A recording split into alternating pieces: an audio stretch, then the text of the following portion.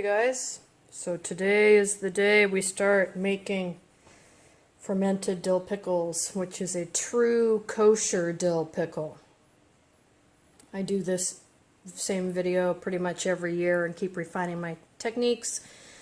So I should tell you first of all that a true kosher dill pickle has no vinegar in it. It is a salt brine pickle. It's a fermented pickle. No vinegar belongs in a kosher dill pickle. That's it. No vinegar, ever. All right. So we're going to do this two ways. Number one, I'm going to take my pickles and I'm going to make my own pickling spice. You can use that if you want. And I'm going to I do a lot of them, and I can continue to add to them if they're in a big crock. But I'm also going to do a small, quart-size mason jar for you guys that have smaller amounts at home. And this way you can kind of do them as your cucumbers become ripe. You can do another jar, another jar, another jar, instead of trying to find a big crock or do it this way. The outcome will be the same. It's just, a smaller vessel instead of a bigger vessel. But we're going to pretty much do the exact same things, only slightly different. So I've got my homemade graded pitcher for measuring fluid. I have some dried homegrown dill, fresh bay leaf, fresh oak leaves for the tannins to give the pickle crispness. The bay leaf will also help with that. Homegrown garlic, some other stuff I've just picked lately. My fruit is starting to come. Yay! Alright, and like I said before, I'm going to go ahead and I just put this stuff in for my pickling spice plus the bay leaf and garlic. You can use this, like I said before. This has, what does it have in it? Allspice and cinnamon and cloves, and I don't like those flavors. So I keep this and I use it sometimes, but generally, if it's something I really like, I'm going to make it on my own. So let's get started. So get your cucumbers and wash them, and then let's start processing.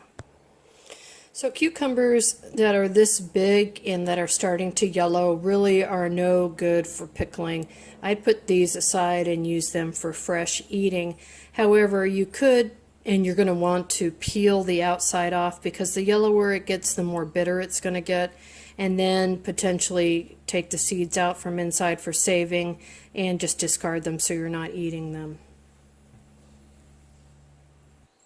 So once you've washed your dill pickle, or your cucumber, you're going to want to take the end, there's two ends. There's the end that was connected to the plant, and then there's this end, which is the smaller end, and that's where the blossom was or is.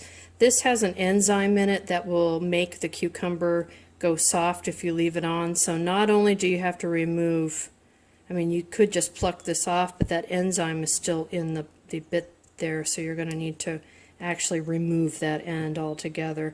The end that had the stem is fine, but you're really going to want to take a fair bit of that off. Otherwise, you're going to get a soft pickle right out of the batch. So I'm going to go ahead and look over the cucumbers as well and take off any parts that I don't like, and put them all in a container, and we'll see what we have.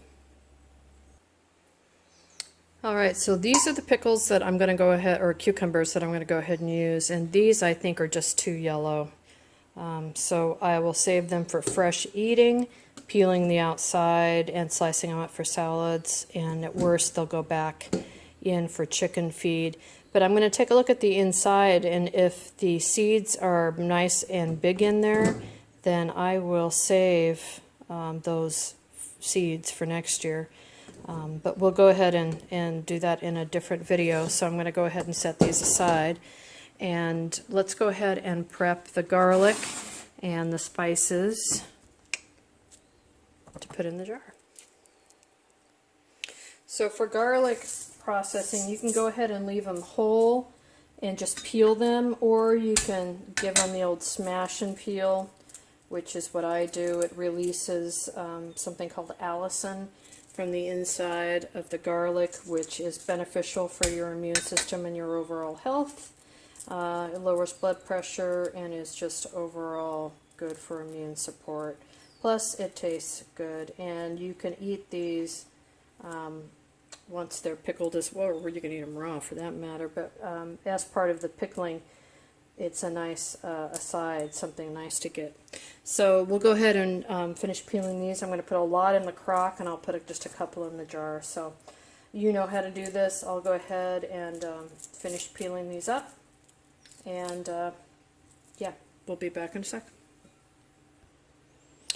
Alright, so for the salt, I use a kosher salt, and I'm going to make 4 quarts, 1 gallon, 4 liters, all about the same, of brine, because I think that's what will work in the crock and in the glass container both. I think that'll fill both of them.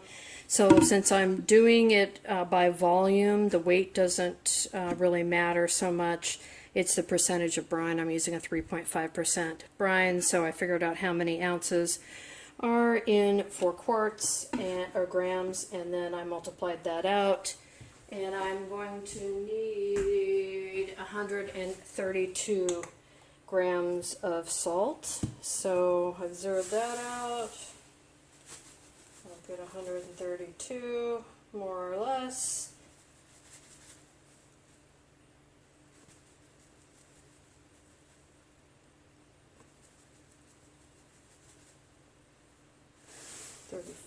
Good enough.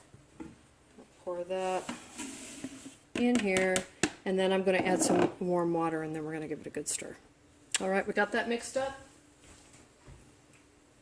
So now we're going to go ahead and start adding some of our ingredients here, right? So I got my garlic, and we're going to do these containers both at the same time. I have my little container of my mason jar here. And then let me bring my crock over so you guys can see that. Right now it's empty and the glass container is empty. So I have 2 cloves of garlic in there. I'll add another one for fun, putting about 6 in there. I'm going to add some mustard seed. Eventually I think I'm going to fill this crock up. So, you know, how much do you weigh?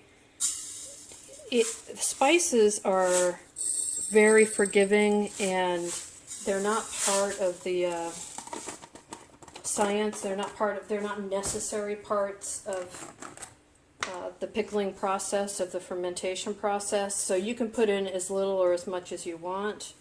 You could add other things to it too. Like I do, like hot peppers in mine. You could add cumin. You could add fresh coriander. These whole peppercorns, whatever you are feeling like that day. Oop, got a jumper. And I may add more stuff as I go, but that's what I'm going to start with. I'm going to put 1 bay leaf in there. Put 2 in the bottom of there. 2 oak leaves. 1 in here. I'll put it up against the side of the jar and make it pretty. Alright, and now we're going to bring the cucumbers over here. So I'm going to put the small ones in the small container, right? The smallish ones. And then we'll put the bigger ones in the big container and get them to fit. A nice easy way to do this is to put this on its side. Put the bigger of the small cucumbers in first. These are kind of skinny, so we'll save these for later. And just go ahead and pack them on in there. Don't be afraid to get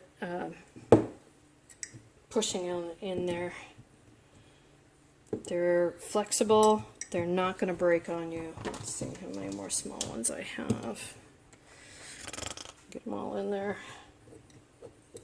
And we're going to go up, you know, probably to a little second level here. So I'm just going to get in there as much as I can and push. And you can, you know, put them in there, you don't like it, pull them out and do it again. Put one in sideways, and let's see, push that up, get that one in sideways. And I think that looks like a lovely jar, nice and full. These are smaller, but that's okay. I'm going to go ahead and put them in the big container. So got this done. I'm going to set it aside, but I am going to put one more bay leaf on top. Let's put it right there, kind of make it kind of pretty. And an oak leaf on top. And now what I'm going to do is just start putting these in. Now these I can put in flat, I can put in sideways, I can do whatever way I want. So right now I'm just going to toss them in there. And then I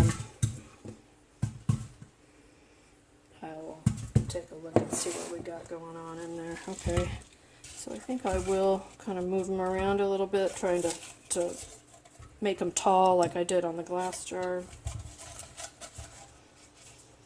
Because my cucumbers are coming on right now, I'm going to guess I'm going to have this many to harvest every few days. So what I'm going to do then is just continue to add to this vessel. And add and add and add until it's full or foolish. Foolish. Alright. Do that. So, spread it out a little bit, make them kind of level. Oh shoot, I forgot the dill. Alright, I forgot the dill. Pull this back out. On this one, I'm going to go ahead, put in a bunch of the dried dill right on top. This one, I'll just snap off some of it. The stems still have flavor in them, so I'm going to go ahead and use some of the stems as well. Put another one in here. Alright. Actually, I'll leave that leaf out until I put some brine in here. Add my other bay leaf to this one. Alright, so now we have the brine, and we're going to go ahead and add it to the jar, this jar. We want to cover up everything in the jar. Right to the top. Perfect. I'm going to do the same in here, and I'm going to overfill this one because I want to be able to add more cucumbers. And I can always make more brine using that same recipe and add it to this. Now we need to weight everything down and make sure nothing floats to the top, right? Because that's when things are going to mold. So I've got these weights for, let's move this one to the side, for the big crock here. They come with the crock. I bought this one, or my husband actually got it for me, off Craigslist or Marketplace or something. And it works great. Get under there. This is the trickiest part, I think, is getting these weights in. Everything wants to float. Yeah, there.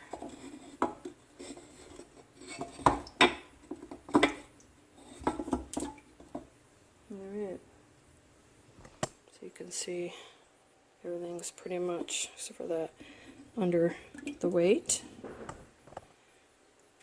Put another one of these leaves in there, kind of hold stuff down. Keep the tannins high, which allows us to get crisp pickles without having to use any of that pickle crisp. Alright, so now on this one, I really want to make sure everything stays under, so I'm going to use one of these leaves as a cap. And then what I'm going to do is get a little weight for this. Let me find something. Alright, so this is actually what I used last time. It's a little Chinese bowl that fit, I think it's Chinese. Yep, made in China. I put the leaf on top. I'm going to put this over the top. You see how that's just going to keep everything weighted down. And I'm going to give it a good push to get the air out. And what I'm going to do, nothing fancy here, right? I'm just going to put the lid on And then I'm going to back it off a little bit so we can have a little escape. You hear that? It's kind of moving up and down a little bit. So as this starts to ferment, the air will come out, it'll release gases, and it may overflow, so that's why we have it in this dish. This should start in the next day or two because it's so warm. This I'm going to continue to add cucumbers to, but I still need to go ahead and cover it. And this is a European style crock, so it has this valley here. What I do is put the lid in, and we put water in here, or brine, and we create a seal. Pretty ingenious. It will let air and gas out. It'll vent out, kind of float up, but it won't allow anything back in. It's like a one-way valve, check valve. So that's how you do it. In about a week, 10 days, we'll have half sours. I want a full sour pickle, so I'll go longer. Once it gets to the bite I like, then I'll go ahead and just pop them in the fridge. But technically, you could leave these out for months and months and months. I mean, that's what they do for sauerkraut, right? We'll make sauerkraut later this year, too. It's even easier than this is. So right now, I'm just going to put this somewhere in my kitchen where I can keep an eye on it and check in on it from time to time. But that's basically how you make a true, real kosher dill pickle. It's brined, no vinegar. All right. Let me know if you have any questions.